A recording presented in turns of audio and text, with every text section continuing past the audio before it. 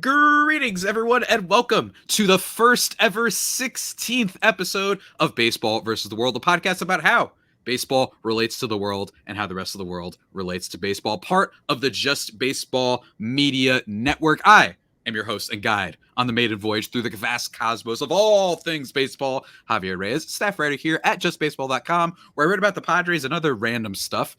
Don't look at how long it's been since I last wrote for a website, but still, I do that as well as host the Locked On Padres podcast, which, you guessed it, is about the Padres. But as I've said many times, this show, it only allows illustrious guests. And folks, this is a first for the show. This is the first.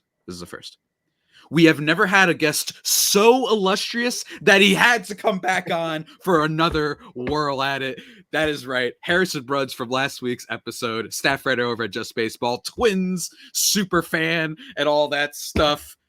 Sir, how are you doing?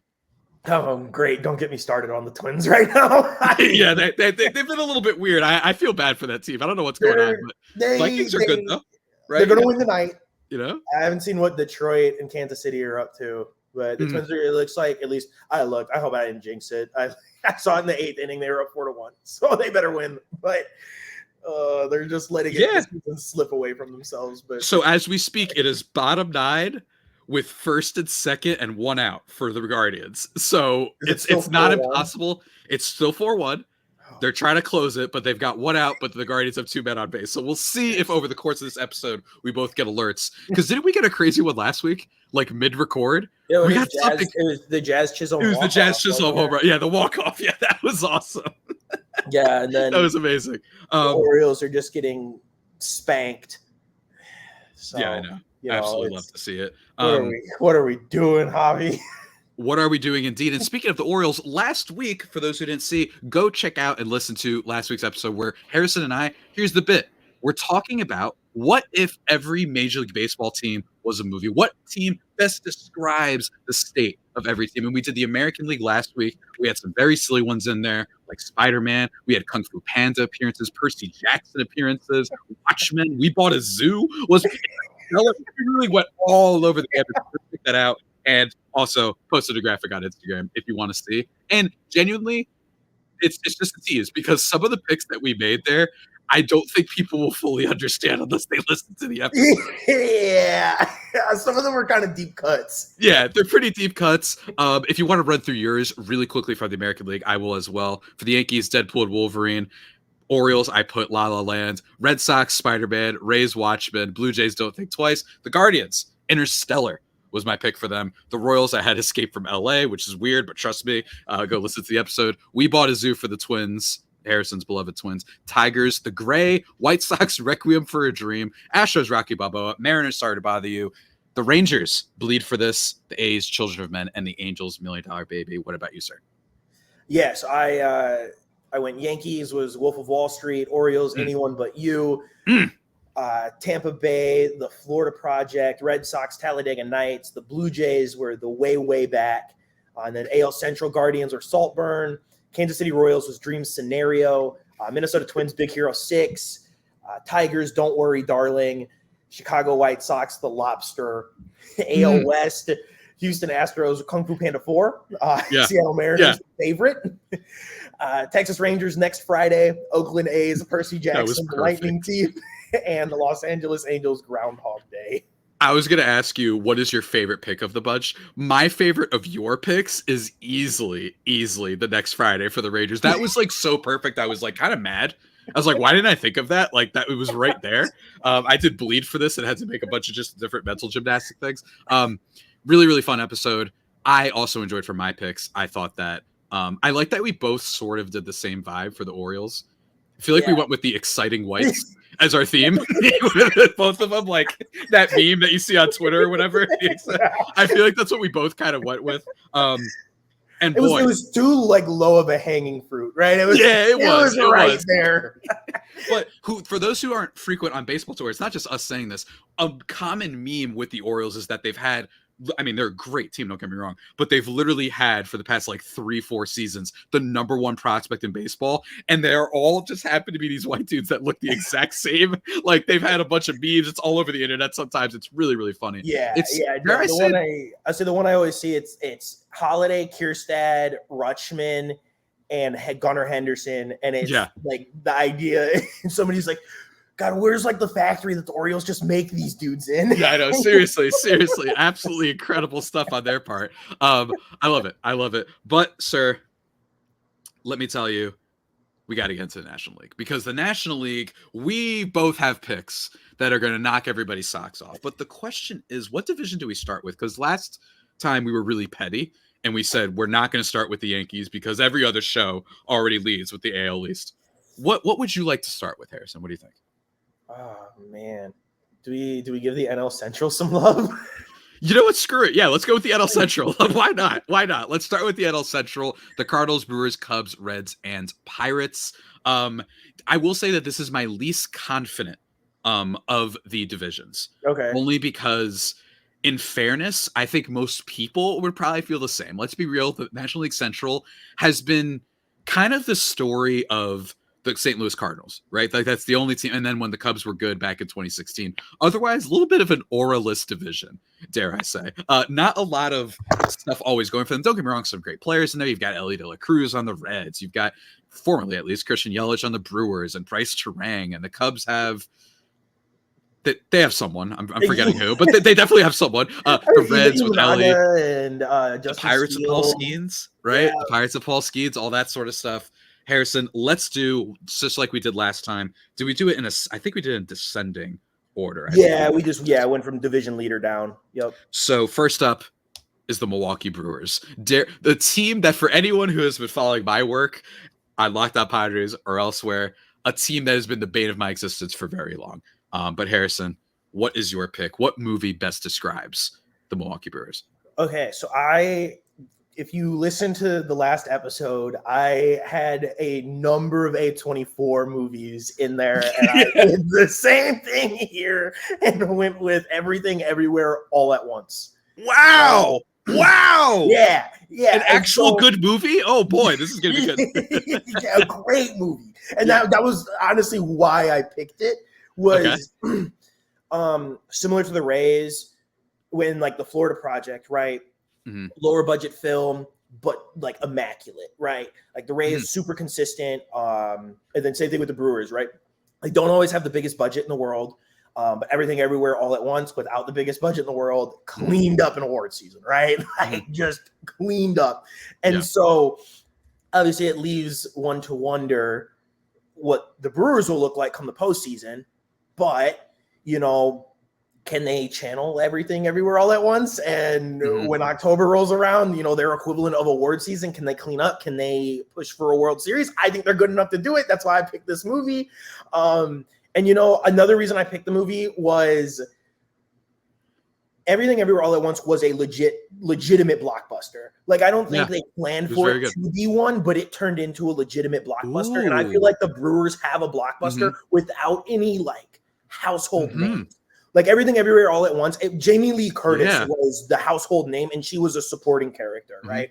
Other than that, you know, it was a bunch of actors that people might not be quite as familiar with, right? Like I think they knew of them once you saw them a little bit, and if you told them, like Michelle Yeoh, I feel like people knew who that was, but they wouldn't be able to remember immediately.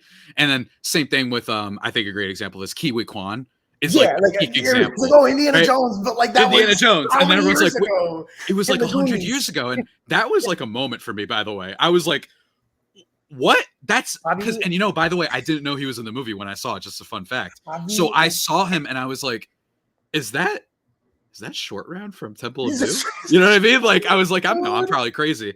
And he wins Best Supporting Actor. It wins Best Picture. I like your point about the unexpected blockbuster. I will say it didn't have a big budget, but it was the biggest budget by like A24 standards, which according to Wikipedia, that is fair. That's fair. According to Wikipedia, it was about 25 million or so, and it had box office of $143.3 million.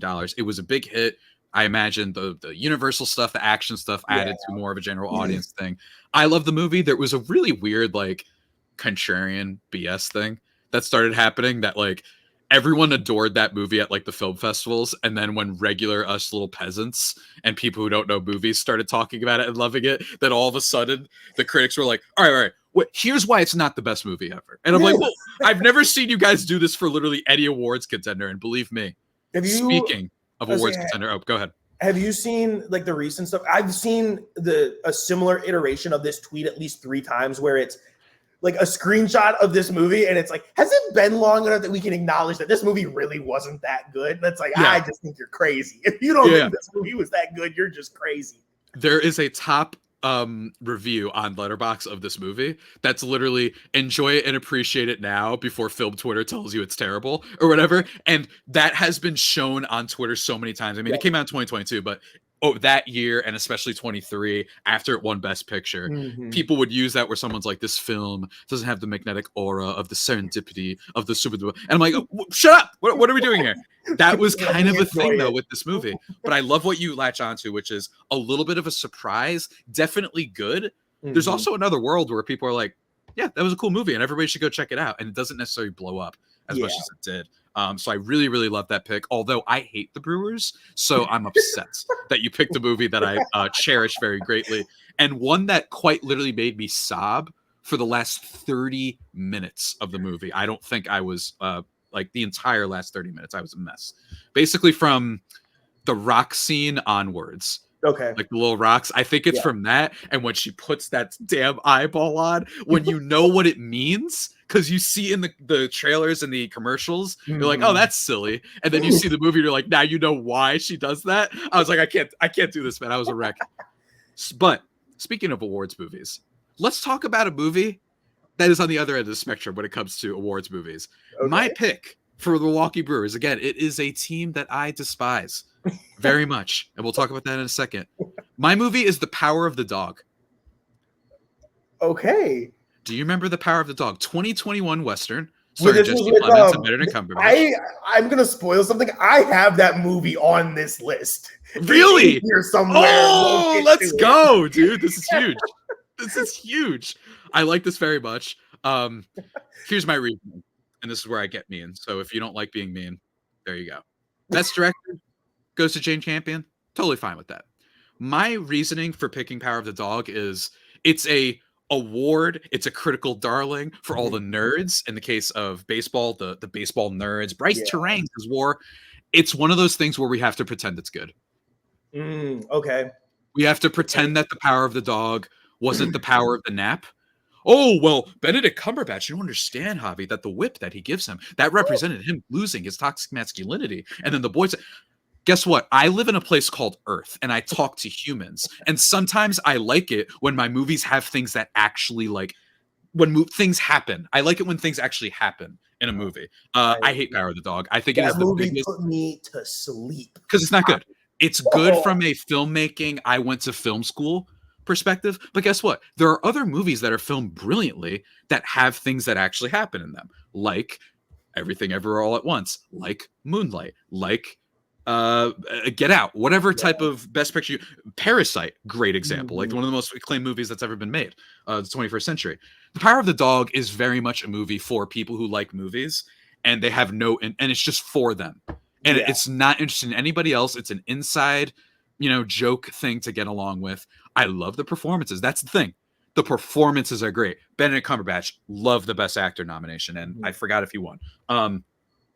Totally deserved if he did. I don't believe he did, though. No. I forgot who won exactly. But he was great. Jesse Plemons, very nuanced, under the radar kind of performance. Liked him. Kristen Dunst, great.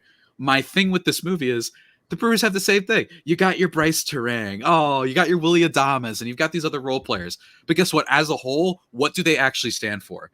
It's not a very good movie. It's one that no one will talk about outside conversations about, hey, what won the Oscars in 2021? No one will talk about it outside of that, similar to things like The Artist, The King's Speech, movies like those, Darkest Hour. And what it's really going to be known for, the Brewers, is that they lose in the postseason. And one of the things about the Brewers is that there's this fallacy of believing you can win this way in baseball when you can't.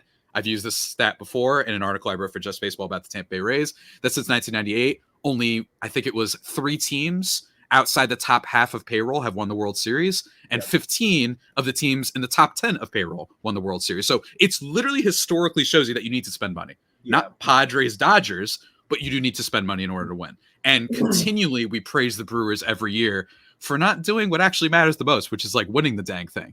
And Power of the Dog doesn't do that thing where like people are going to like talk about it. People are going to remember it. It's not doing the thing. So for me, I think that matters. I'm not trying to be super populist about it, but I hate the Brewers. And that's my thinking. So Power of the Dog, my connection is well made, well constructed, and we have to pretend it's better than it actually is. That's my thinking. There we go. That was a lot of time based on just the Milwaukee Brewers that I expected. Let's move on to the next one. This next one being, of course, the St. Louis Cardinals. Hold on. No, I'm sorry. The standings have changed since the last time I wrote down these notes. It is the Chicago Cubs. All right. You go first because I have mine down, but I'm trying to remember exactly why I put this. Okay. This one might be a little off, but I went with Green Lantern starring Ryan Reynolds. Okay, dang, that is brutal. Okay. And the reason I did that is like obviously Marvel and DC draw a large discourse, and to provide some context as to why I went this way, I think that DC has so much more potential than Marvel does. Like, I think the DC characters are so much cooler than Marvel. And like outside of like, I think I was going to say Spider-Man is like the exception, right? Like Marvel has Spider-Man, but like other than that, like the movies I feel like are what made Iron Man cool. Like, and they were able to do a lot with characters that maybe weren't everybody's favorites. But like, I think of like the superheroes that I like am drawn to, and it's like the Flash and Green Lantern. And this movie I felt like had so much potential and just fell short. And like it's got good people in it. Like Ryan Reynolds is in it, Blake Lively is in it, Taika Waititi's in it. I just looked it up. So many people are in that movie, and it's just like it sucks. Sorry, Cubs. I thought entering this year, I thought the Cubs were probably going to win this division, and they just. I think a lot of people did, yeah. Yeah, and they kind of just stink. And so, facts. And so, Peter Sarsgaard, Tim Robbins, Angela Bassett, like, what were we kind of doing? nuts. Kind of nuts that like Ryan Reynolds has basically only been in one movie series that's been good, and that's Deadpool. That's it. Yeah, like kind of. I don't think he's that bad. Actually, you know what? I'll ride for Safe House a little bit. I like that movie, but I do like Safe House. I like Safe House. I like Safe House. Denzel carries as he does with every. Denzel. Like, Denzel does that thing where like. Denzel has that like early like Cleveland Cavs LeBron effect where like he can take like a B-level movie and you're like loved it. Deja Vu, loved it. Unstoppable, loved it. You know what I mean? Unstoppable was not that good. But no, Unstoppable I actually think is really good. I changed my mind on that one, but like Equalizer, it's another good. It's Denzel. You know what I mean? Like it's Denzel. Dude. We love him. Oh man, it's Denzel. But like, I just disappointment. I think is where I'm going. So I'll end it with that. I like how straightforward yours can be. You're just like, you know what? Disappointed. I chose a bad movie. I will say, maybe need to have you back on to talk about superheroes, and we'll connect it to baseball in some way because I am a Marvel diehard and I disagree strongly. I think that Marvel has so many more better characters. Okay. You know why? Because they got Spider-Man and they got the X-Men, baby. They got the X-Men. That's where the roster gets deep. That being said, you aren't wrong about the movies really raising the stock. Or go ahead. Sorry. I was saying recently, I feel like X-Men's just been so overlooked. Like I feel like people forget that the X-Men exist. So I was just those people in that moment.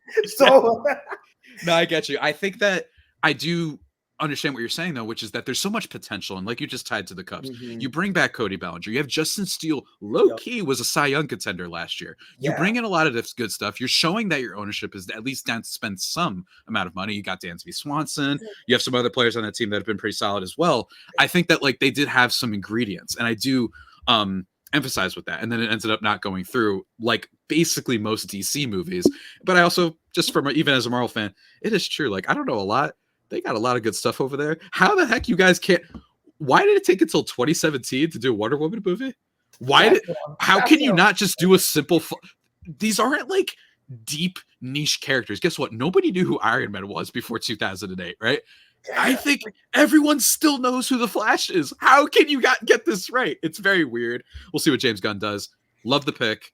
For mine, I'm going with a little bit of a deeper cut. The Color of Money is what I'm going with. Martin Scorsese movie starring my movie star goat Tom Cruise, as well as I'm blanking on his name. But the thing with The Color of Money is it's basically, first of all, that movie is just like, you want to just have a chill night. Like, that's the movie that you watch. There's something about it. It's so understated, but not boring. It's hustling. It's pool, all that stuff. It's with my guy, Paul Newman. My mistake. This movie is kind of about the young group that took over, or I'm sorry, it's about the old guard going away in the case of Paul Newman, who was in an earlier movie called The Hustler, which is basically a similar thing. He's trying to win pool and be a champion and all that. And then, this is it's a spiritual successor to an old movie. By the way, The Hustler, great movie. Black and white, but excellent movie. I recommend everyone check it out. And this movie is about like Paul Newman's character. He was the great guy at pool. And here comes Tom Cruise, the hot shot, the new blood. And then what ends up happening at the end of the movie is the new blood wasn't quite ready just yet, and the old dog still had some new tricks. So basically what I'm trying to say, my wild mental gymnastics is I was going with when they traded all of those guys away, they said, goodbye, Paul Newman, goodbye, Baez, goodbye, Anthony Rizzo, goodbye, Kyle Schwarber. You guys are dead to us. And then the new squad took over, and they showed some promise, right? They showed some promise last year when they nearly made the playoffs. You had Cody Bellinger resurrect his career. Dare I say the Tom Cruise of this situation? Although Cruz was doing fine at that time, but you get my point. So a lot of the under the radar stuff. And then by the end of the movie, it's not that he falls on his face. Like the Cubs aren't awful, right? They're not like an awful team. 77-33, right? So they're not like that bad. They're not great. Plus 66 run differential. They just weren't able to put it together. And I think it was too little too late. And that's kind of what happened here, where Tom Cruise isn't bad. He's very good, but he wasn't quite ready yet. And we'll see if at the end, Color of Money has one of my favorite last lines in a movie. If you're bored, just go look that up and you'll see exactly why. You'll get it immediately. Has become a little bit of a very popular phrase in our current internet lexicon these days. So look forward to that. That is my pick for the Chicago Cubs. Right. I feel pretty okay about it. Although something tells me I forgot another point of reference for why I picked it. But alas, sir, let's move on to the St. Louis Cardinals. Do you want to take this one first? Or you want me to? I can go. Okay. Mine's a cop out. 100% cop out movie. I went with Old. That movie about the kids on the beach. like their parents like turn around and then they turn back and their 5-year-old's like 15. Yo, but actually, I kind of relate to that because Arenado, I don't know about you, it feels like the Arenado Goldschmidt trades didn't happen that long ago. And they did happen a while ago. Yeah. And now they're just older. Goldschmidt's just kind of not good anymore. Arenado's not very good anymore. I like this. We're running out Lance Lynn and Kyle Gibson and who else is in that? Damn, rotation's old. And then even like last year, Adam Wainwright. And so, like I said, a bit of a cop-out answer. I don't know if I have much other than, like this team, it felt like got old quick.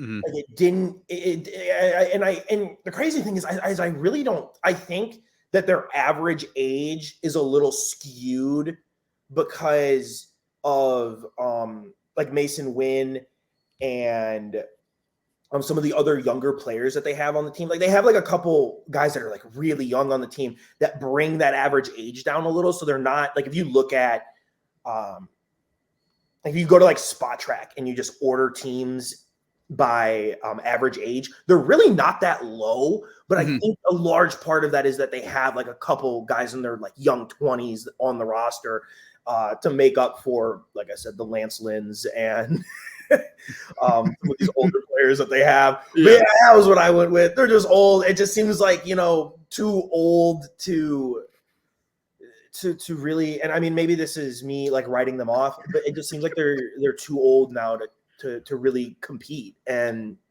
like you need like some level of youth. Like having a veteran presence is great, but like we need something other than just these old dudes. I like this a lot, and here's what I will say. First off, shouts to my guy Aaron Pierre, who's in this new movie called Rebel Ridge that I want to see desperately. I might put it on right after this, but it just looks sick. It just looks like Rambo, but with him. So I love your take on this, and I cannot wait to make the graphic that just says Cardinals old. Like, that's just beautiful, like in so many ways. But when you look at this team, that's kind of the case, right? And it's one of those movies. Now, I don't know if there's any like, I know it's an M. Night Shyamalan movie. You know, he might be a little bit old and washed up at this point too. Some people may argue that. I personally am an M. Night fan, so I won't be the person to say that. But I like what you're going for. I'm not against him. Yeah, I think that he's never made anything that at least doesn't start a conversation, and I think he's always at least interesting, even if it's bad. It's like, have you seen The Happening? The movie's hilarious at points. Oh my god, like it's like laugh out loud funny, that movie at some points. Gosh, The Happening. I have seen that, but I like am struggling to like put my finger on what happens in that movie. You forgot what happens in The Happening. Oh no, it's not good. I need like a refresher because I was like, I've seen that. Unbelievable. My pick is a little bit similar to, I feel like the sentiment you're going for is just old. Like just straight up, just old, washed up. I'm going with a movie called Hoosiers. Okay. Ladies and gentlemen, you might be wondering, well, Javi, why Hoosiers? Hoosiers is great. Here's the thing with Hoosiers.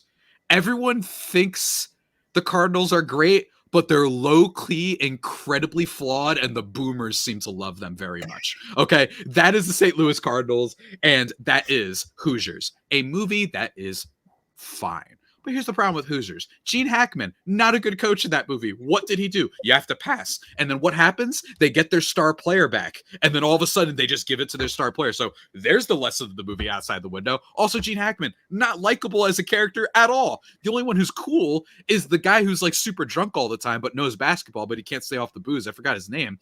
But my thing is like, he's not even in the movie enough. You know what I'm saying? I think he won like Best Supporting Actor. And then also, now I'm not going to say this part necessarily. Also, Hoosiers, just the plot, it doesn't make a lot of sense. I just mentioned the thing with the shooting. You have a whole incident where it's look, movie's old. You know what I'm saying? It's old, 1986, but kind of weird that you present the last team they play with a lot of, you know, black players on the team as like this evil, like menacing team. It's like, okay, whatever. So there's a little bit of vibe. And basically what I'm saying is a lot of people remember the Cardinals for how good they used to be at one point, and they're just not that anymore. And I think a lot of people make that mistake because the Cardinals were like a Class A organization that everybody got excited about and be like, hey, they know what they're doing. Like the Pittsburgh Steelers, they know what they're doing, man. You just got to trust them. Got a good organization. And you look at it, it's like you traded Sandy Alcantara. You wouldn't give up Dylan Carlson to get Juan Soto. You have no pitching prospects and never spent money to get any. Like, you messed up with the Tyler O'Neill situation. He went over to Boston and he's produced a little bit this year. Like, they've low-key, their reputation has carried them. And the evidence, the substance isn't actually there. So that's what I'm going with. Hoosiers, most overrated sports movie probably ever made. Like, genuinely, I cannot think of one that's more overrated. Fair enough. I've been mean on this podcast so far. I feel like moving on though to the Cincinnati Reds. I don't really have one yet. I cannot think of one for this at the moment. Okay. Let me throw mine at you. These next two are gonna play off each other, and I'm excited. Okay. So for the Reds, I went with A New Hope. Okay. And it's perfect. Reason being, Ellie De La Cruz is Luke Skywalker. Like, that dude is the man. Like, he is legitimately the man.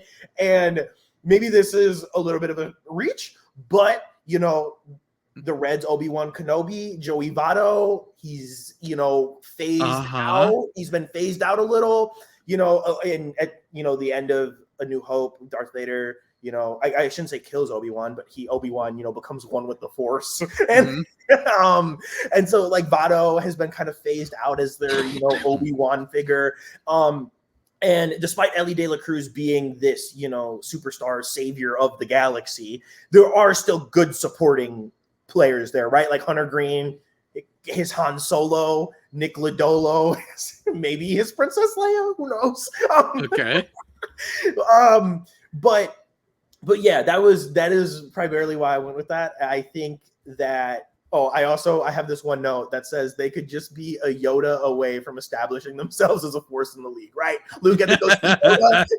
Yeah.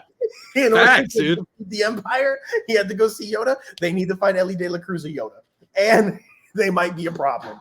And so that was where I went. I thought of one, and I'd like to applaud you because this helped a lot.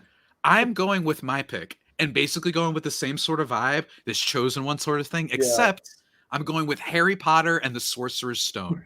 Okay. And here's the thing. There's been a lot of stuff that took place off screen. You know what I mean? Yeah. You had the Reds with all the Nick Castellanos thing. You lose him. You had that Trevor Bauer fellow once upon a time. his Mickey Mouse Cy Young that he won. Like, they did all this stuff, they blew it up, and they're still standing. You know what I mean? The old Wizard Order, and then here comes Harry Potter. He's the Ellie De La Cruz, obviously, in this case. Yeah. And he's very good at a lot of things. He's smart. He already has this aura of power to him when he's shopping for his wand. He's really good at Quidditch, so we got the sports connection there. And then also, the rest of the cast, it's building up. But overall, it's not the best. Out of all the Harry Potter movies, the first two directed by Christopher Columbus are usually considered like, I mean, I like Sorcerer's Stone. I like that movie. But when you get to not Chamber of Secrets, Prisoner of Azkaban, that's just a great movie. You know what I mean? Like, that's just a great movie. Best one. Oh, it's the best, man. You get into the later stuff and it's awesome. The Reds as a team are not quite awesome yet, but they do have this chosen one, and you do have some upside. And there are some other players there. Right? Like, it's not just him, but they've got their Ron, you know what I mean? They've got their Hermione. Like, they've got some players that are pretty good there, and then they have the one chosen one, and this is not the peak of their powers. Hopefully, the Prisoner of Azkaban comes later, when Hunter Green and Tyler Stevenson and Spencer Steer, that they start breaking out even more. Nick Lodolo, players like that. But for now, not quite there, but you see the potential, and Cruz is the centerpiece of that. What do you think? I like it. Thank you. I'm really proud of myself for that one. Let's finish this division with the Pittsburgh Pirates. A team that, man, all you got is like one big storyline, which is our guy, Paul Skeens, not Rookie of the Year. Jackson Merrill should be. You've got him going. You've got all the circus of that in a good way. The famous girlfriend and the throwing 100 miles a bajillion an hour and genuinely being a Cy Young contender. If not for Chris Sale, he probably would have won. Who do you got for the Pirates, man? Like I said, these next two we're going to play off each other. For the Pirates, I went with The Force Awakens. Oh my God. Oh God. Here we go. Do it. Do it.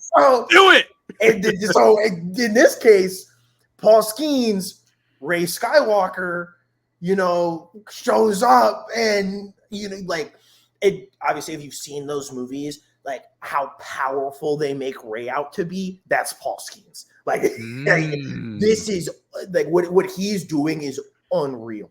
Yeah, like, he is unreal. And so Ray Skywalker equivalent. And then similar to the Reds, I think that the Pirates are kind of like almost there. Maybe almost there's a little too generous, but like you can see it, I think, right? Like Jared Jones, if O'Neal Cruz is able to become, what we all, know that he can be at his 100th percentile. And so yeah, I think they're in somewhat of a similar spot to the Reds. And instead of, Obi-Wan, Joey Votto being phased out, they are now guided by their Luke Skywalker and Andrew McCutcheon, who has come home and has returned. So Andrew McCutcheon, Luke Skywalker has returned to help, potentially guide this team as he, kind of makes his way into like the later stages of his career. Hopefully help guide this team to, being competitive again with him there. And so, yeah, that's my pick. I like it, man. I like it. Going with the double Star Wars, and you Yeah. have the power of the dog for some point later, so I Yeah, cannot wait to see what you got. yeah, I do. I do. With mine, I'm gonna once again play the game we did last episode, which is I've got two possibilities. You tell me which one you like better with the connections I make. Okay. Number one is a movie called Limitless. You might have heard of it. Yeah. You might have heard of it. It is a great concept, great elevator pitch movie. Guy takes a pill, it allows you to access 100% of your brain, basically becomes Reed Richards, Tony Stark, Yeah. Batman for like a little bit, a brief period of time. It's a movie a little bit about addiction and all that stuff. And it's basically, here's the thing. Is it a well-made movie? Not really. Do I like the gimmick of like the whole world lighting up when he's on the pill? Yes. But like as a plot, everything else, not necessarily the best movie, but it's got one memorable ultimate performance, Bradley Cooper, who is borderline like Oscar worthy of this movie, frankly, because that's what really sells it. That's what makes it memorable. He's so good in the role, so magnanimous, amazing stuff. And outside of it, you're like, is this a great movie? We don't know necessarily. So that's what you remember for. And of course, Bradley Cooper being Paul Skeens. Are we talking about the Pirates at all without Paul Skeens this year? I don't think so. Yeah. My next movie is the same sort of thing, which is a movie called Happy Death Day. Now, I would argue that this movie is pretty solid in some areas, but for the most part, normal direction, normal horror moments. But Jessica Roth is the most overqualified performer I've ever seen in a movie. Never heard of her before this. Guys, you got to hear me out. Watch Happy Death Day. It's a really solid one. If you like time loop movies, that's what it is. It's this girl who's in college who has to survive getting killed on her birthday, basically. And when she dies, she keeps waking up and restarting the day, learning from mistakes, being a better person, all that stuff. The movie as a whole is like kind of but she's amazing in it, like genuinely amazing. Like I don't think I'm the only one onto this. I feel like other people have mentioned this. So same sort of thing. And the movie around her doesn't deserve it. In this case, the movie being Pittsburgh Pirates, frankly, don't deserve, based on their super cheap owner and all that stuff. Never really developing guys. The awful Chris Archer trade. It's just like, you don't deserve this. Maybe Limitless did deserve Bradley Cooper. Happy Death Day, you did not deserve Jessica Roth. But I really have a soft spot for that movie. So what do you think? I think you made a really good case for Happy Death Day. All right, let's go with it. Sorry, I malfunctioned there for a second. No, I was just like, okay. You're all good. Okay, we'll go with Happy Death Day. Jessica Roth, I love you. Please be in something else soon because you are underrated and underappreciated. Let's move on to another division. Let's go to, what should we do? The NL West or the NL East? I actually don't know. Let's swing east. Let's go. Let's do east and then swing west. East. Let's swing east. Let's start with easily the division winner at this point. 90 wins on the season is the Philadelphia Phillies. What a wild team, man. I've been to a couple games of theirs this year. I actually went to a game in which Bryce Harper a couple weeks ago hit the walk-off home run against, I believe, the Astros. That was a lot of fun. Really great vibes there. What do you got for perhaps one of the best, most complete teams in all of baseball, especially just consistently throughout the year? Okay, so I want to double check because when I wrote this, they were the best team in baseball, but they were starting to hit that little skid that they had, where they looked vulnerable for a bit after being just world beaters. And so I think this movie fits perfect now. I went with Godzilla -1 for the Philadelphia Phillies. Okay. For those, if you have not seen Godzilla -1, I think it's streaming on Netflix. It is unbelievable. I saw it in theaters and I was astounded at how good this movie was. And in the case, me making my case for Godzilla -1 being the Philadelphia Phillies, the Phillies are this year's Godzilla, right? Like they are the best team in baseball. Maybe not on paper, but right now they have more wins than anybody in Major League Baseball.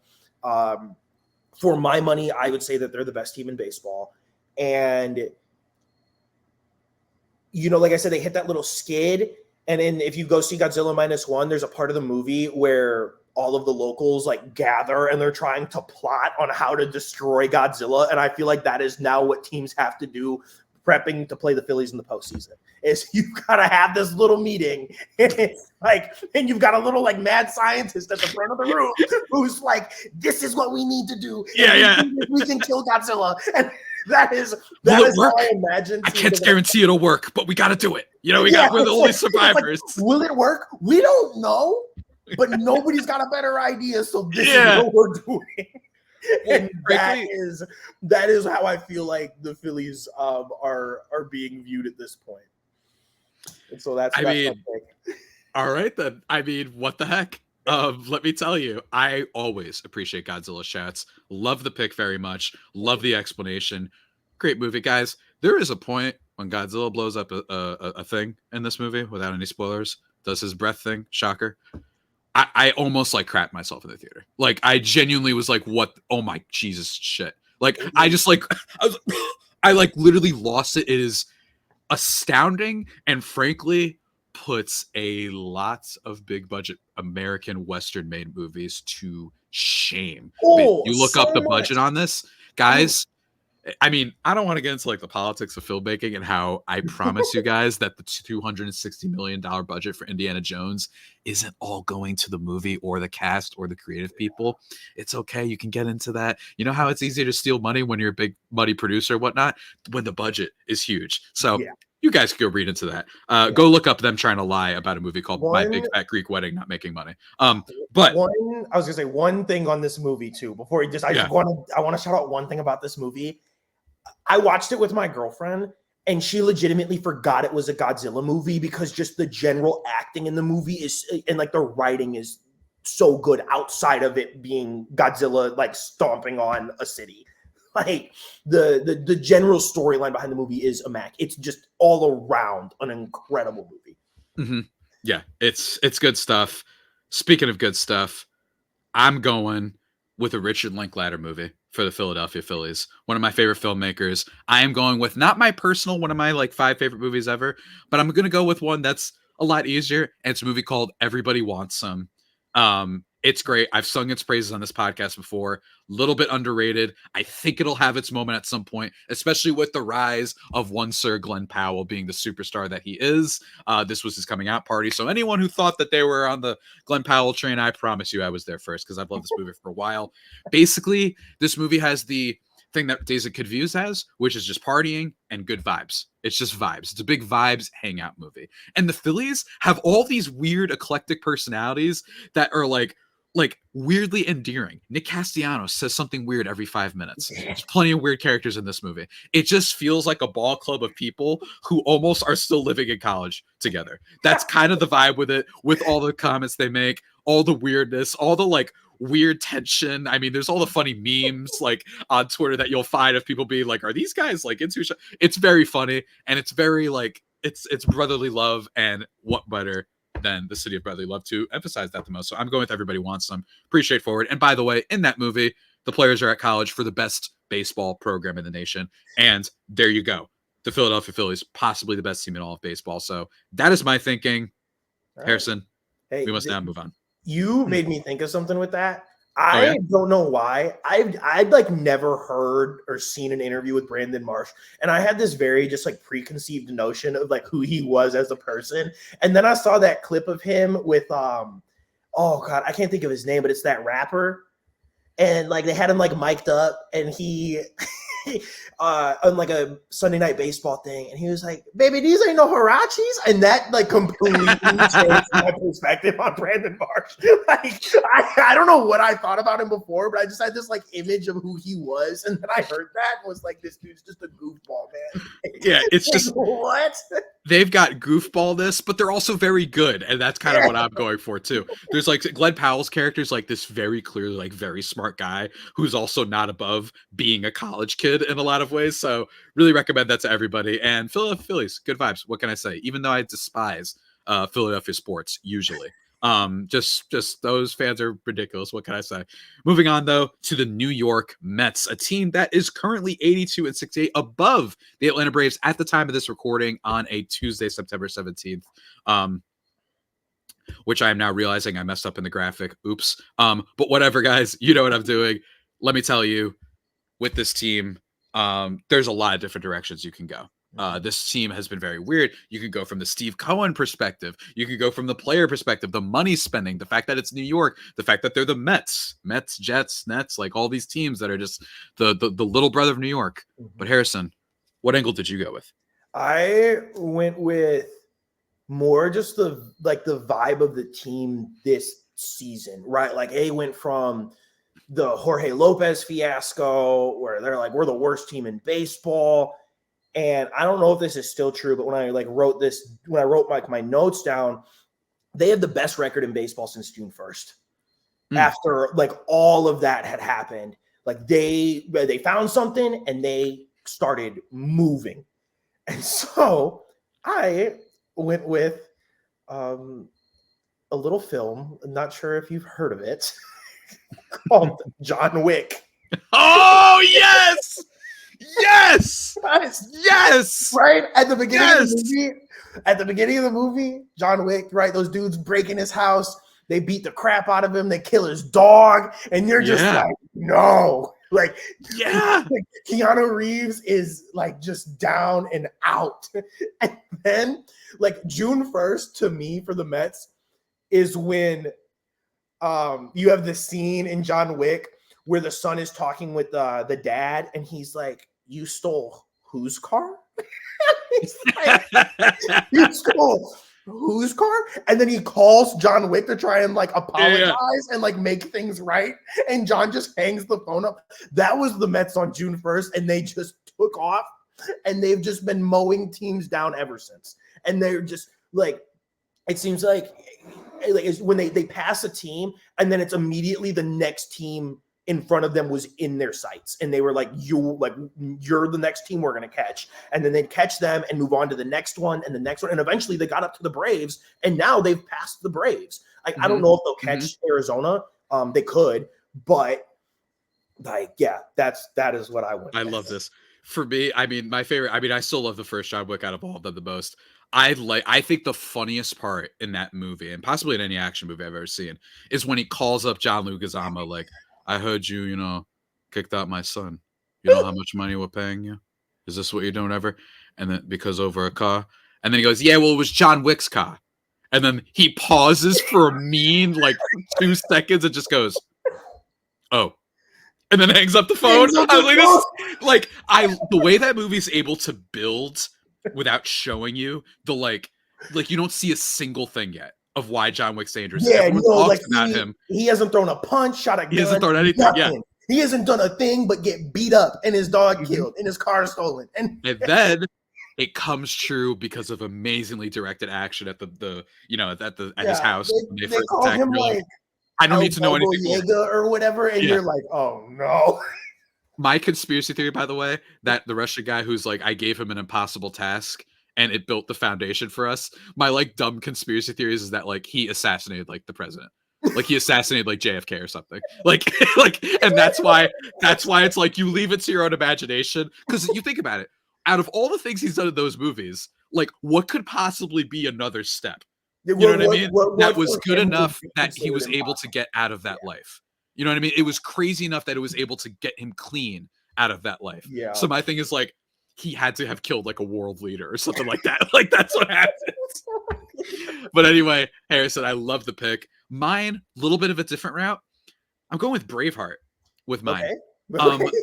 Gonna go simply with the vibe of like one man, Francisco Lindor, seemingly leading the charge, not just in terms of being like the best player, but just all the Jeff Passan's article a few weeks ago, just talking about like the leadership, the fact that he's there every day, the fact that all the teammates love him. They talk about how they host these dinners, team dinners, and it's always 100% attendance. Like everybody goes to them, and he genuinely took on this leadership role. So that's what I went with. Really charismatic, big time leader, brave, and he's leading them to charge.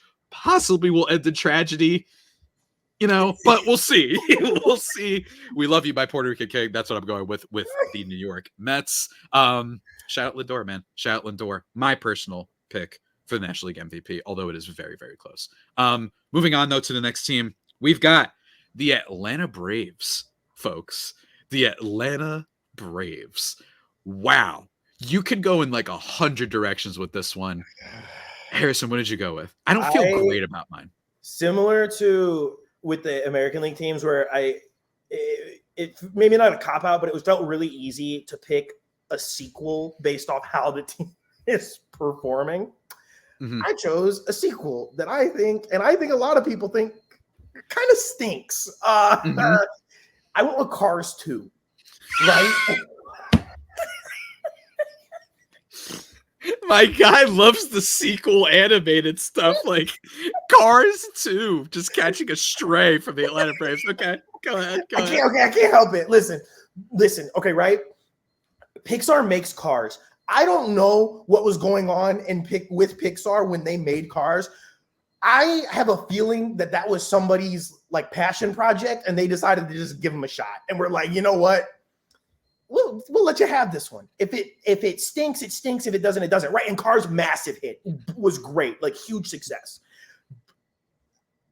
And then they were like, okay, let's try this again. And I think Cars 2 is what they thought Cars 1 was gonna be. And like as far as like success goes and just like quality, right? And I feel like the Braves are maybe a little bit too much trying to recapture that like 2021 magic that they had, right? And to me, the 2021 magic was Cars 1, right? Like, no, I don't know if anyone really had the Braves winning that World Series, right? Like they with Acuna out, and it's like Jock Peterson and Eddie Rosario leading the charge, like you know what I mean? And so, and now they're trying to run it back, and I just don't think it's there this year. Yeah, I just it's been bad for a while, and they might not even make the playoffs at this point. And here's the thing: is like it's still a team that has potential, but it's kind of, it reminds me a little bit of the 2023 Padres, where it's just like everyone has underperformed, like genuinely everyone outside Marcell Ozuna, and for the Padres last year that was Juan Soto. Like everyone's underperforming on this team right now, and they've had some injuries, obviously with Spencer Strider. It's kind of a year from hell. You know what I mean? Like just one of those years where it's just like, you almost don't want to look too deep into it. You know what I'm saying? Like you don't want to read much into it, because I think they'll be okay in the future. Oh, they will be just fine moving forward. Don't take this as like, don't be like, oh God, well, like is Cars 3 next? No, I wouldn't. That this isn't the baseball podcast that everybody should go to for hardcore analysis. What made you think that, man? I don't know. I'm just saying, no, this is like, I truly believe the Braves will be fine moving forward. It's just this year, it just seems like they're trying to rebottle that magical run that they had, and I just don't think it's there. Really good stuff, man. Absolutely love it. My pick, I've got a couple contenders. I originally thought of The Hangover. The reason I thought of The Hangover wasn't because of the plot of like best night of your life, and you know, because they didn't win last year. You know, if they had won last year, I would have done that. I thought about this for the Rangers as well.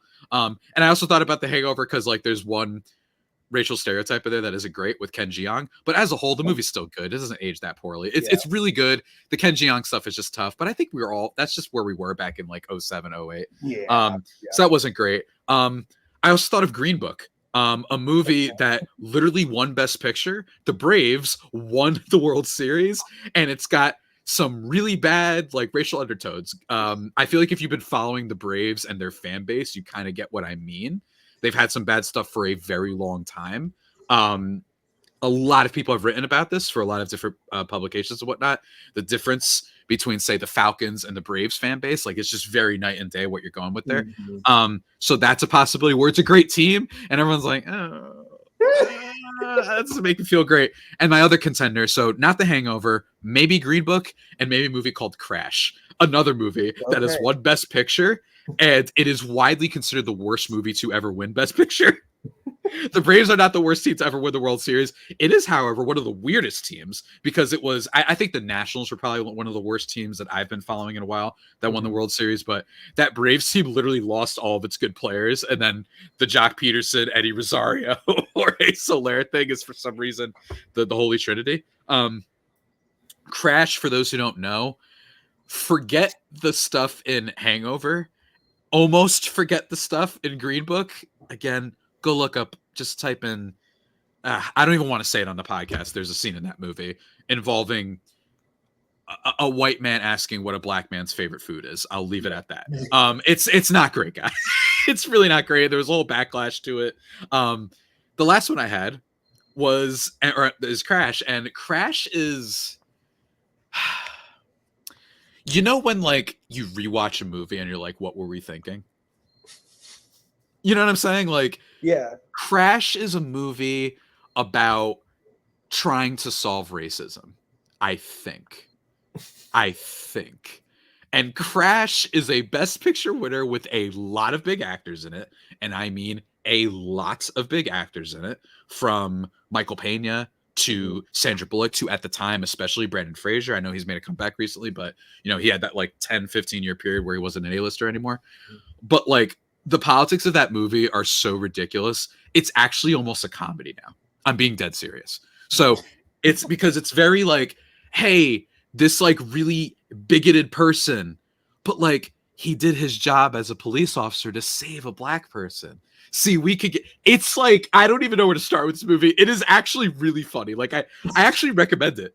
Like, people will be like having like intimate scenes together, and all of a sudden the conversation raised. I'm like, what? Where?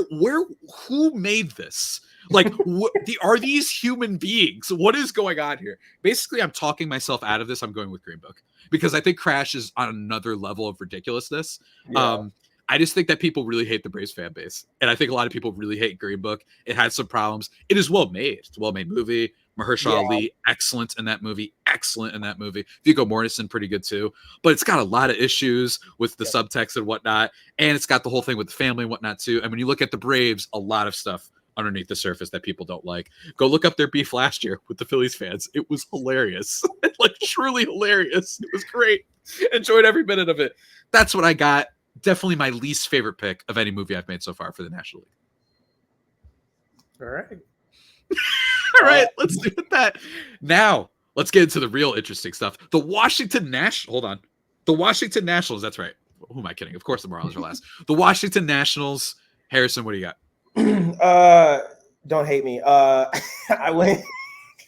Oh God. I went. I'm scared. Just hear me out. Okay. I went with Batman Begins. Okay. I think this season could be the precursor to the Nationals becoming competitive once more, right? You know, trying to bounce back after dealing Juan Soto. Like you said, one of the not so great teams to win a World Series in recent memory. And so, like, post World Series, the fallout was kind of tough, right? Like, it was a pretty hard fallout following that 19 World Series. But now you have CJ Abrams, who is really coming into his own as a player, and you know, I think going to be one of the cornerstones for the Nationals moving forward. And then you have, they call up James Wood, and now you have Dylan Cruz up there as well. Yeah, so it's like it's quite quickly looks like it is coming together. And like I said, maybe not this season, maybe it's more next season. And this is, you know, Batman Begins for 2 seasons. But I feel like they're kind of in that stage where, like, the Dark Knight is coming. Like, their Dark Knight season is closer than it appears to be, I think. And so that was what I went with. How about that? I am a fan, sir. Of this pick. I think you killed it with this one. Mine, little bit of a similar vibe to it. It's a movie called Dead Poets Society. Okay, folks. And here's the thing. First of all, I will say this. It's a coming of age movie, and it's about, to me, I think that movie is about what it's like when you find a teacher that you really love growing up. I think that's what that movie's about. I think it's about just the joy of finding a teacher who cares, but cares in a way that's just better than average and invigorates and excites you about the world and the possibilities and learning. I think that's what Dead Poet Society is about. I will say it takes one of the darkest turns I've literally ever seen in a movie, in terms of just so out of nowhere. Like, it's like coming of age, like Sandlot vibes. And then all of a sudden the last 30 minutes happen that I won't spoil here. But here's what I'm going with. Spoilers for the next 15 seconds. All right, starting now. Robin Williams, his character, he's like the big teacher that makes everyone fall in love with learning. He's the leader. He's great. He's the dynamite A-lister. And then he has to leave at the end of the movie. So what I'm saying here is Dead Poet Society is about the next generation of great young stars, including one Sir Ethan Hawke, who would go on, this is a child actor at the time, who would go on to be a quadruple A-lister. Also, let me bring him up real quick. Robert Sean Leonard, who people might be familiar with being a star on the show House, or they might be familiar with, I don't know why I'm about to like choke here. Josh Charles, who's been in a lot of good stuff, including a show called Sports Night from Aaron Sorkin. He's been in a lot of good stuff too. There was like a lot of rising actors in this movie as well, on top of Robin Williams. So I had that vibe. So they're the young ones, and Robin Williams leaving, he's Juan Soto. He was the superstar A-lister that was traded. He left before all the new guys come in. But even with him gone, the prospects look great. Oh, Captain, my Captain, we ride. That's my pick for the Washington Nationals. I feel pretty good about it. I do. I feel pretty good about it. I feel very good about it. I feel it. You got me behind you. Last team for the division is the Miami Marlins, a team that I was struggling very much with coming up with a movie. But Harrison, he's the ace. I bet you he had no problem with it. What do you got, sir? I don't know about that. This might be the least confident pick I have on here. And okay. I went with Whiplash. Ooh. And okay. So if you haven't seen Whiplash, Miles Teller, a younger Miles Teller, plays this very promising young drummer at a music conservatory in New York. And he's a freshman in college. And it follows his relationship with his conductor, J.K. Simmons, who is very just abusive. And I feel like Marlins fans are Miles Teller. And the organization as a whole is J.K. Simmons and just abusing these poor fans. And I don't know how you can go from having a playoff team last year and what seemed like a team trending in the right direction to tearing it all down almost, and shipping Kim Ng out, and who seemed to have a plan. It seemed like she had a plan, but you ship her out, and then and so it almost was hitting the restart button.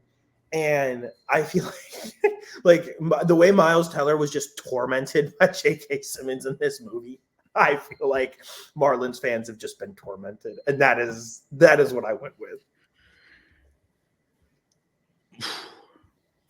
Okay.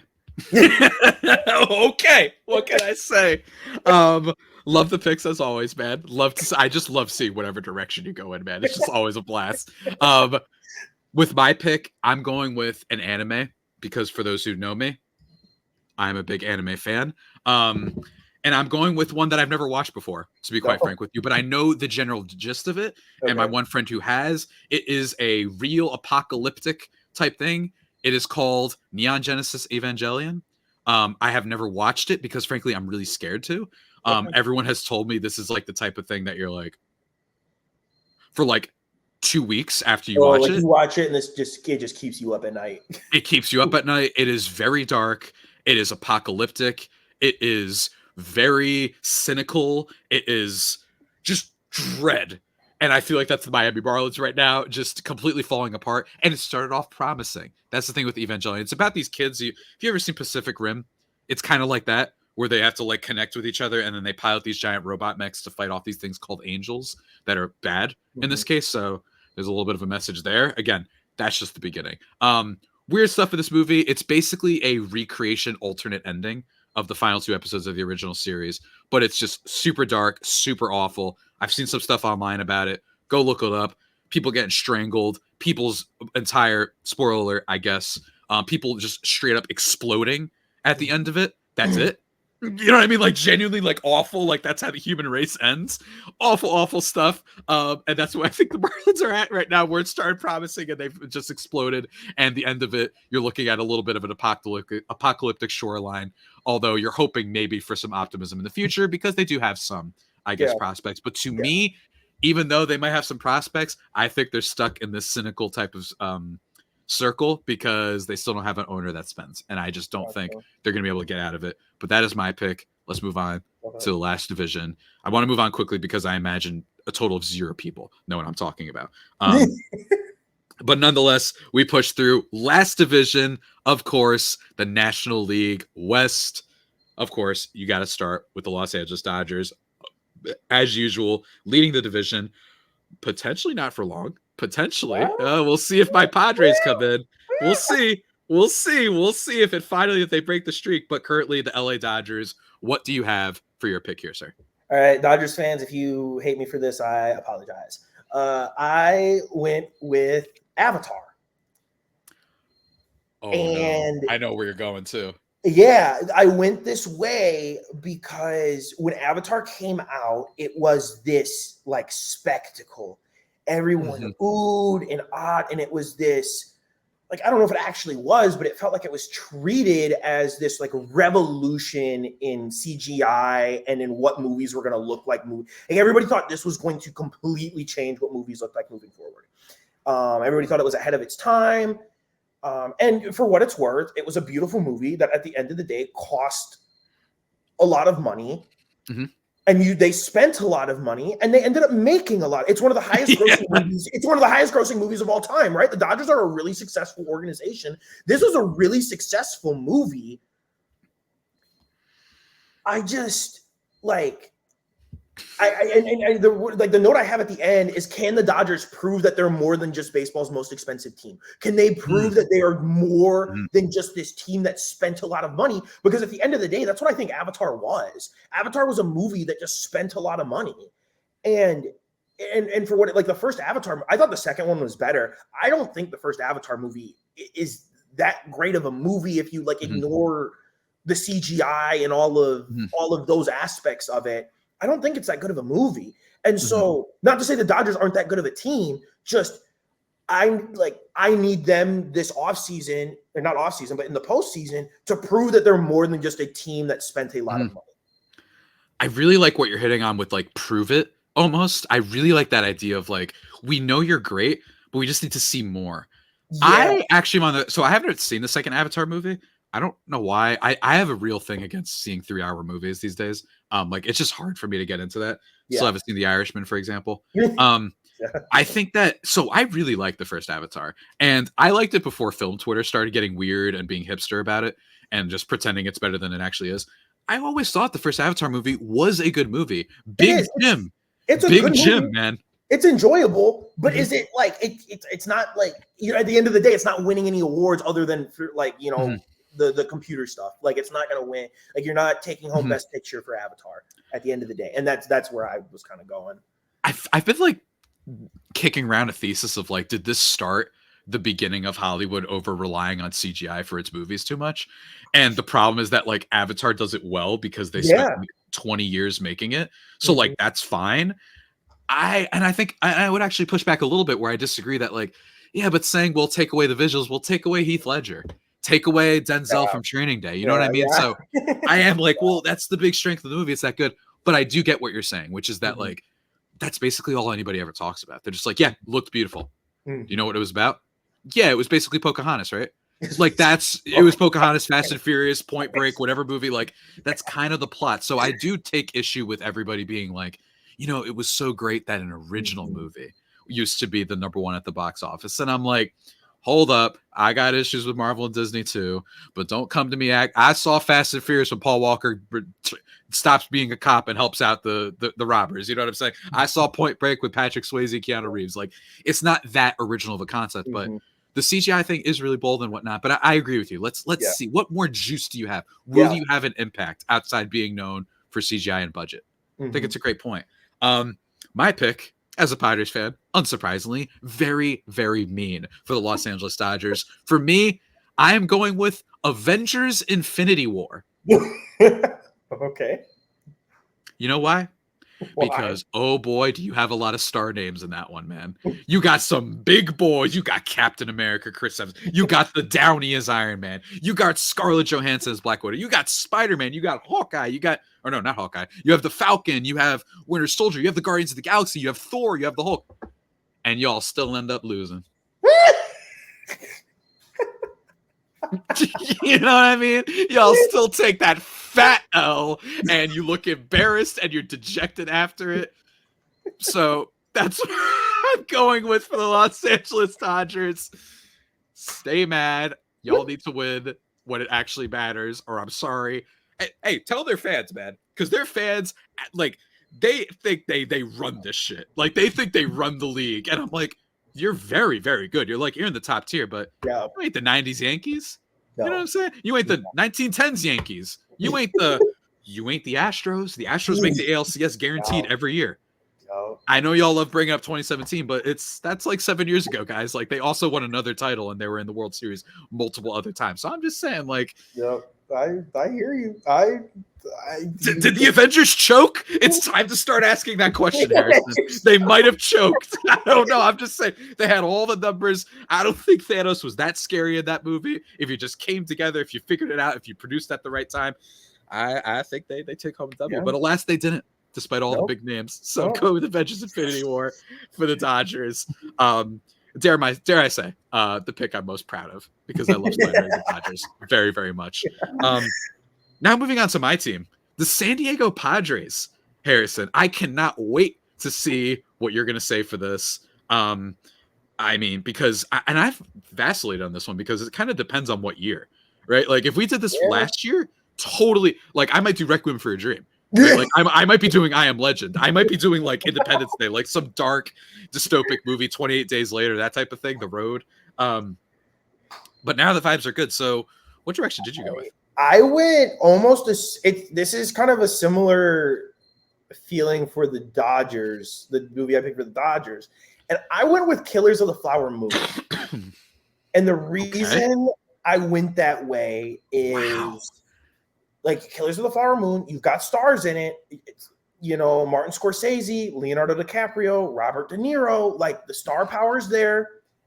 Maybe not the biggest budget, but they put some money into it. And the biggest thing about that movie, and comparing it to the Padres, is that movie was built for award season. That movie was built to win Oscars. That was the goal. When that movie was made, obviously, if you haven't seen the movie, it tells a very important story of American history that needs to be heard. Like that should be said. So it was. I don't mean to say that like it was. I don't mean to take away from the actual story that it's telling, because that is important. But that movie's goal was to win Oscars, and you could argue. I was not. I like what you're going for. I was not as upset with Emma Stone winning Best Actress as a lot of other people were. I thought Emma Stone was incredible, as was Lily Gladstone. Lily Gladstone was equally as amazing in Killers of the Flower Moon. I wasn't mad with either. If somebody else would have won other than those two, I might have thrown a fit. But I digress. Let me get away from the movie and get back to the Padres. But that movie was built to win awards and ultimately came up empty at the Oscars, right? They left empty-handed, didn't win a single award. And I, for one, was left rather dumbfounded. I watching the Oscars. Right? I left and I was like, how did that not win something? Like something. Yeah. It didn't win anything. And are we taking Scorsese for granted? Yeah, I couldn't believe that movie didn't win an award.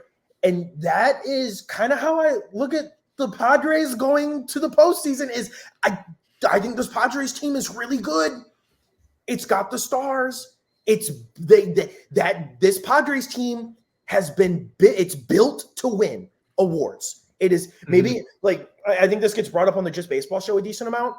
Maybe the Padres aren't the most well-constructed team to win a ton of regular season games, but when it comes to postseason, and we're talking like a 5-game series, that's what this team is built for. They're built to win enough games to get there and then win in October. And I think this team was built to win in October. But I feel like we've kind of been saying that. And so I need to see the Padres do it. And that's where, with Killers of the Flower Moon, they ultimately came up empty at the Oscars. What are the Padres going to do? Can they avoid that, or can they close the deal? I like it, man. I like where your head's at. I really do, and especially if you even go even deeper, where it's like, oh well, the movie didn't make a lot of money, and I'd be like, and then some people were, oh well, the Padres had to take out a loan. It's not your money. Who cares? Yeah, you know what I'm saying? What are we doing here? Guess what, Apple? You know how much they care that they lost money on Killers of the Flower Moon? No. You know Yeah. what they love? They were like, we have Martin Scorsese, and by the way, if we ever need it, break glass in case of emergency, they probably have $40 trillion in a safe somewhere. If anything actually goes bad, it's Apple. They'll be fine. So kind of just sick that they're doing that. That they're like, all right, go make whatever you want. 150 million, sure, okay, whatever. We don't care. You're Scorsese. Yeah. This is you. Okay, yeah, do whatever you want. We don't care. Like I said, We just the want to movie have you wasn't- on our service. Like Avatar was built to make money. Avatar was a movie that was made to make money. Killers of the Flower Moon was not. That was a movie built to win awards. And so that's where like they differ from the Dodgers, in my opinion. Right. Like obviously the Dodgers are trying to win a World Series, but like this Padres team is built to win. They built this team to win a ring. I like it, man. I like it. Tough, but fair, I think. As the Padres guy, I really struggle with this one, man, because it really does depend on which year. Yeah. And for the Padres, I decided to do something different. And I'm basing it off of one Sir AJ Preller being the absolute gambling, wheeling, dealing king that he is. So I decided it is between a few. It is between Uncut Gems, which, for the record, is a movie that I think is AJ Preller at his worst when he trades Turner for Will Myers, that type of thing. That movie doesn't end so well for him. So I'm not going to go with Uncut Gems because, in fairness, we do not know the vibe of this team right now. We don't know where they're going to go. So I am choosing the movie Rounders with Matt Damon and Edward Norton. Edward Norton, it's just ridiculous gambling the whole way through, basically. And then at the end, he bets big again after losing. The very beginning of the movie is him losing and being in a lot of debt, basically. Spoiler for Rounders. And then he gets dragged back into it. And I like to imagine that Edward Norton and Matt Damon are like a little bit of the same person. AJ Preller's, it's his evil side that's convincing him to do all the crazy moves. And Damon's like, no, I got a girlfriend now and I'm going to law school. No. And okay, fine, I'm back. And then he goes back into it, wheeling and dealing as usual. Nope, I ain't keeping no prospects. We're trading them away. And at the end of the movie, he ends up winning. So that's what I'm going with. Another movie, Focus, is another one that's a little bit of a, it's not gambling, but it's like high stakes, like risks. I don't know if you've ever seen Focus. By the way, that movie, we got to talk about that one offline real quick because I have thoughts on Focus. I have thoughts on Focus. So I'm going to go with Rounders because, spoiler alert, Uncut Gems does not end well for Adam Sandler. So I don't want to go that way because I am a Padres fan. So I'm going with Rounders for that one. I feel pretty good about it. All right. Let's now move to the Arizona Diamondbacks. Harrison, what on earth do you have for this one? Javi, when you thought I was done, I've got one more for you. Oh, you got a banger? Okay, here we go. I got one. You thought I was out of these, and I've got one more tucked up. I didn't hear no bell. And I went with Shrek 2. Oh my God. You love these things, man. I mean, I love animated movies too. It's great. I can't help but nab the seat. It was like too easy to just like, oh, what did this team do last year? What are they like? Is this year all that different? And then, oh yeah, how is it different? Let me nab like a sequel that I feel that way about. And so with the Diamondbacks last season, that was Shrek, and Shrek's a great movie. Yeah, great movie. Right? They had a great season. It was, a little bit unexpected. Yeah, a little unexpected, but they make the World Series. Great movie. Great season for the Diamondbacks last year. This year, with the way they're playing right now, I think they're better.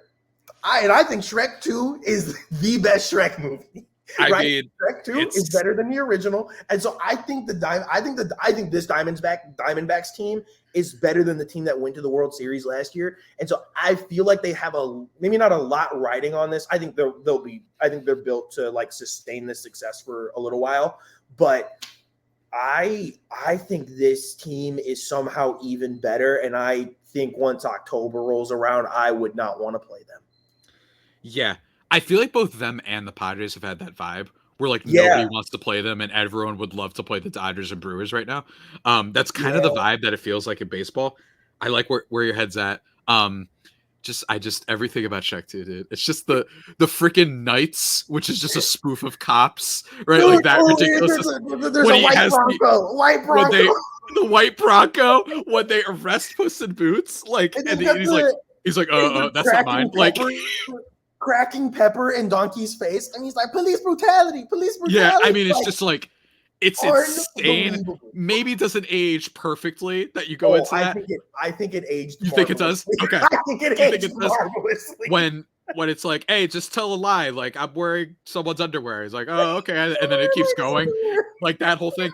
I think Puss in Boots is like one of the greatest characters ever conceived by mankind. I love how it's a spoof of Zorro, and he ended up playing Puss in Boots more than Zorro. I saw that on Twitter the other day.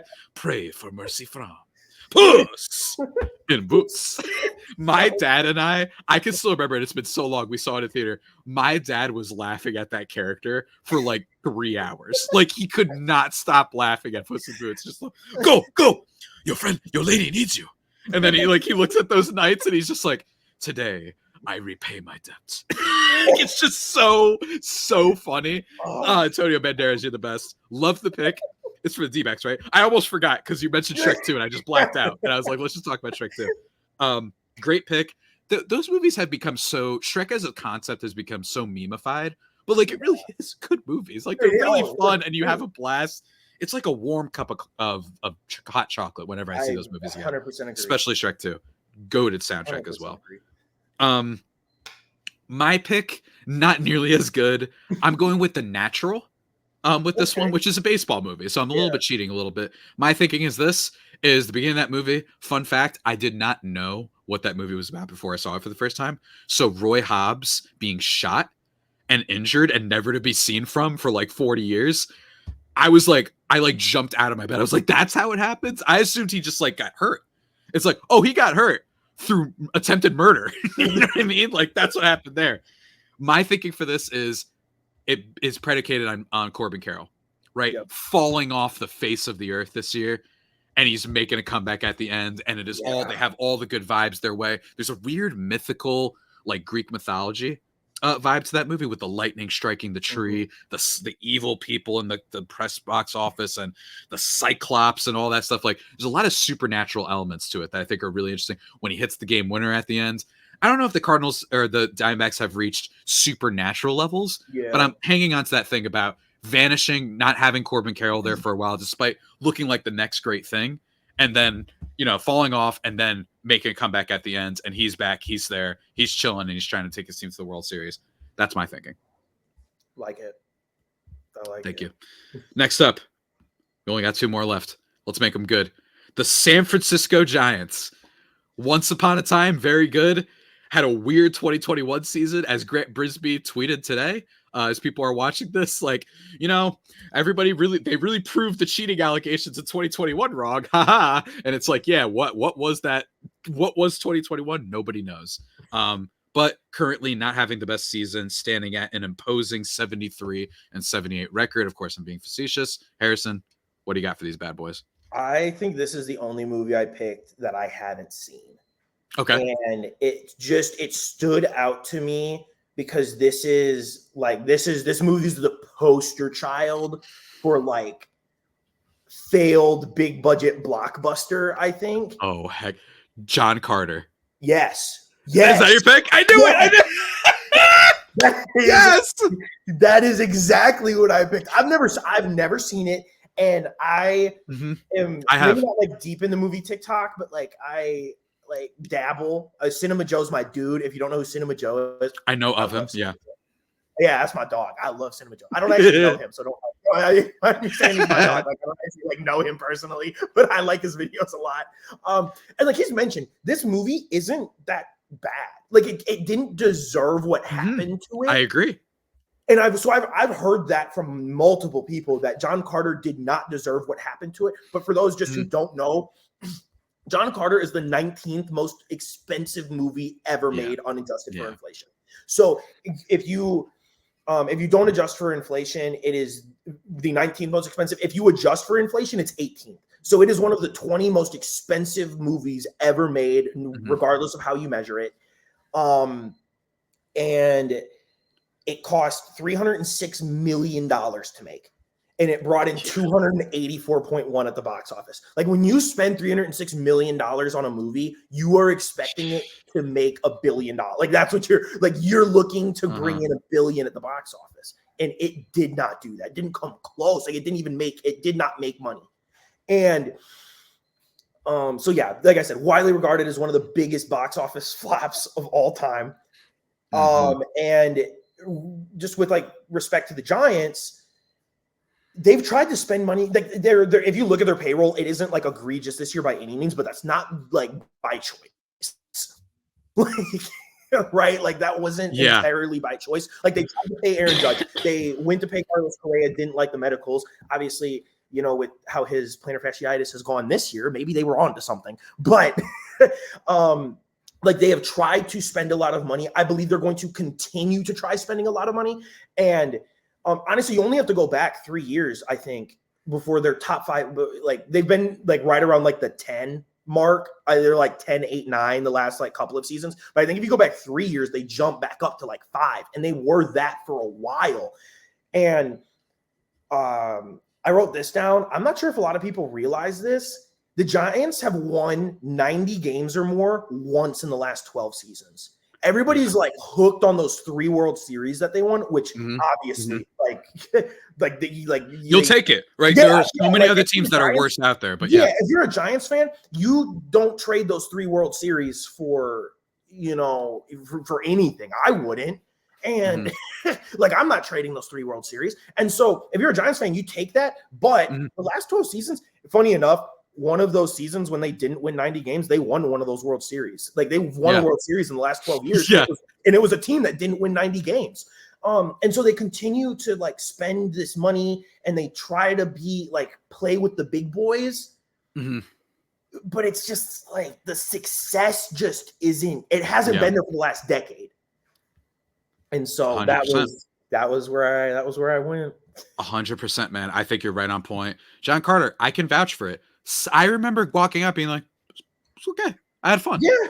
I like seeing a guy who's basically a little bit like Superman, because he leaves. He's like this guy from like the 1910s who's looking for a great story. I'm going based off memory. And he gets transported to a world where it's kind of that Superman effect where the gravity is so little to him that he is like a superhero there. Where like he's jumping around and he's fighting all these guys. So some cool action moments. And Taylor Kitsch, my dude from Friday Night Lights, my hero, my king, kind of ended his career, dare I say. You know what I mean? Like, it really stinks that this kind of killed what I thought was the beginning of his rise to stardom. But I don't remember the movie being bad. I actually, I really want to watch it again, actually. Like, it's been years. I haven't seen this in like 15 years. I have never heard somebody say that it is a bad movie. It's definitely probably not great, but yeah, I'm gonna give it another shot. I've never heard somebody rave about it, but nobody has been like, that movie sucked. And it's just like, it's purely known for just being a flop at the box office. Yeah, exactly. Like Lone Ranger was another one that was a big flop. That one's up there. The Marvels, unfortunately, recently came out. That one was a big flop for a variety of reasons that aren't the reasons you guys usually hear on the internet. I promise you. Just, you know what I'm talking about. But yeah, really just like a ginormous flop, especially for Disney. Like really crazy at the time. Nobody thought that was possible for a Disney movie to flop like that. But here we are. My pick for the San Francisco Giants is a movie called Office Space. You might have heard of it. It's famous. Independent small movie. And my reason is basically this. So what is it you do here? Is basically the line that I'm going off of in that movie. Giants. So what is it that what are you doing? What's your plan exactly? This is a team, like you brought up all the stats on the World Series stuff and the playoffs. That's great. My other thing is this. You, for some reason, can't build a farm all that effectively. I mean, you've had some players like Patrick Bailey come up and be okay. Tyler Fitzgerald, that's new. But Marco Luciano fell apart. You had the Joey Bart thing, which turned out to be wrong. So some weird prospect stuff. You inconsistently spend money. You're not trying, right? And then you're just sitting there like, so what again, what are we doing here? You know what I mean? You have Blake Snell, who has a option for next year, and plenty of teams will want him, and he's probably going to opt out, and you just kind of keep him. And now he's sending pizza parties to the Padres while he's still with you guys. I don't feel like there is a plan. for the Giants right now. There is not a singular committed direction that they're going in. In fairness, a little bit unlucky, right? Haven't been able to procure the farm system, and also having things like the Carlos Correa thing fall through, Aaron Judge falling through. That is worth bringing up. But all in all, it's just not a team that's put it well together. It's not the end of the world, right? And The Office Space is a great movie. I recommend it. Very nihilistic type of movie. That's what the movie's kind of about. It's about nihilism, but really great movie.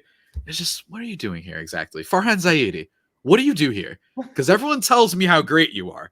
Everyone tells me you've got the 3 master's degrees from Cornell and Dartmouth or wherever the heck you went to school. But what I don't understand. Like, what are we doing here exactly? So that's my pick on the Giants. Not bad. I'm just very confused as to what we are doing. Harrison, we have one more. We have one more special team. The land of the falling sun. That is the Colorado Rockies, my friend. I don't know if that makes any sense, but whatever. The Colorado Rockies. What movie do you have for, unfortunately, one of the 3 teams that are a bit of a meme when it comes to Major League Baseball? Yeah. Clubs? So you should know what movie this is because I told you it was on the list. Oh, yeah, that's right. I forgot about that. Yeah. Okay. So, like, some context. I tried so hard. I tried my darndest to think of a movie that was like centered around like alcohol and partying, because the best thing that the Rockies have going for them is their $3 beer. Like that is like what makes them, like, that is their redeeming quality, is that you can go to a Rockies game and get $3 beers, which I have a buddy who lives in Denver. They don't even go to the bars. He goes to he's like, when I want to like go out and drink with he does not like baseball. When he wants to go out and drink with his friends, he's like, we go to Rockies games because the beer is cheaper than it is in the bars. And so that was really, really what I wanted to go with. And I just could not for the life of me think of a movie that encompassed. Another Round, maybe?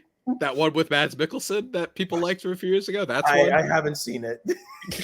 I'm trying to think, but that one apparently isn't like a happy movie. And that's the weird thing about the Rockies. They are a paradox because every year, and you kind of have alluded to it, they're up there in the standings and fan attendance. They should be like dead last. They are not. I remember one of the years they were bad. They were like top 10. And I think it's because of your reasoning. I'm not like I don't like. It makes sense. Like if it's just I don't vibe. Understand, if I were a team and I needed people in the stands, I'm putting beer on sale for $3. Because, like I said, my buddy and his friends who do not like baseball, they do not care about baseball, go to the Rockies games because they can buy a like $5 ticket. So basically, you pay a $5 cover and then you get $3 beers the rest of the night. Amazing stuff. Amazing stuff. But okay, at the end of the day, I chose The Power of the Dog because when I watched that movie, I thought I was in a fever dream. I was like, what is going on? I was like, I do not understand what I am watching. I was like, Benedict Cumberbatch, I like you. You are a good actor. What is going on? You have lost me. I am struggling to pay attention. Yeah. I was beyond confused, and that's how I feel about like just watching the Rockies like operate as an organization when it comes to like paying players. And I'm like, what is going on? And I feel like I am in somebody's fever dream, and I'm like, I don't understand what is happening. Dude, I do too. You know what I mean? Like, yeah. And I'm sort of piggybacking off of it. The Rockies, like I said, are a paradox. They are a team that just seems to not know how to run things. It doesn't know what it's doing from the traditional building a baseball team, yet people seem to have good vibes. They have really passionate fans. They've got folks like your friend who are just like, hey, it's just fun out there. And they still get high attendance no matter what they do. My movie, to conclude this show, is a movie that is very close to my heart. Okay. Dare I say it is the best right-wing movie ever made. It is a movie that I am upset that the director doesn't stand by it more. It's a movie called Armageddon, ladies and gentlemen, starring Bruce, the talent involved in this movie. This is the one thing that lets the Rockies thing fall apart, because that team does not have a lot of talent necessarily. Directed by Michael Bay, starring Bruce Willis, Liv Tyler, Ben Affleck, Steve Buscemi, Billy Bob Thornton, Owen Wilson, Michael Clark Duncan. Oh, it's insane. I believe J.J. Abrams is one of the writers on this movie. Oh my God. It made a crap ton of money. $553 billion back in 1998, by the way. So I don't know how to adjust that for inflation, but it was a huge hit. That's a lot. Yeah. I have not seen a movie, I think, that has more contempt for cinema and how movies are supposed to be made, but is also the most confident movie I have ever seen in my life. This movie is the peak of good bad. Face Off is another one, but I think that one genuinely has like good filmmaking in it. In certain areas, it's just ridiculous. This movie does not have a single second, Harrison, where the camera will just linger and stand still. It is always being thrown across the room, dynamic, zooming into a character, dun, dun, dun. The entire movie is ridiculous. It is a disaster, and yet I love it. And I think that's the thing about the Rockies, is they are a disaster. Armageddon has contempt for how movies should be made. The Rockies have contempt for how baseball teams are supposed to be made. This is a team that went out there and said, Arenado's too expensive. Okay, whatever. We're going to trade him for nothing, and then we're going to sign Chris Bryant for more than we were paying Nolan Arenado. Everything they do is a meme.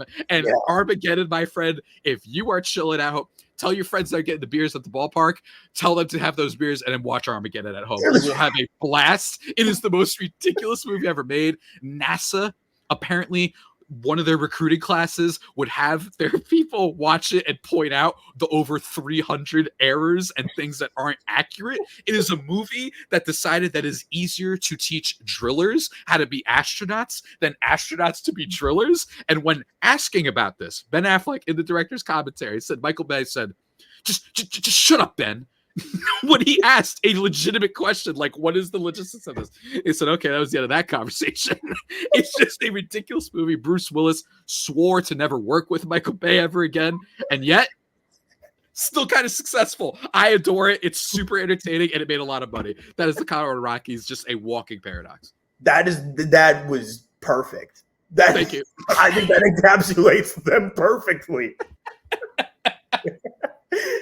Just like, I love the Rockies. I really do. I just think they're so ridiculous. Like, because unlike the A's, unlike the Marlins, unlike the even the Red Sox right now these days, like there's just something about the fan base. Like when you talked about it, they're like, it's a vibe, man. It's whatever. Like maybe certain substances have been legal in Denver for so long that this myopic idea of winning or losing is they're so beyond that now. They're like, oh, please, that's how you consume sports. Well, we've had things to open up our minds for the past decade plus, and that's why we've decided it's $3 beers, it's weird elevation, and every now and then they'll win a game. And for some reason, they're very good against the Padres. Some teams suck and are just like depressing. Like it depresses you. Like it sucks the life out of you. Like, exactly. Yeah. Having like moved to Detroit, that's kind of how I feel about the Pistons. Like the Pistons suck, and just like it's a depressing. Cade Cunningham looked like his life force was being drained. Yeah. Yeah, like for real. Like poor Cade Cunningham, this like really good talent. It just looks like his will to live is just being sapped by being stuck with this sorry franchise.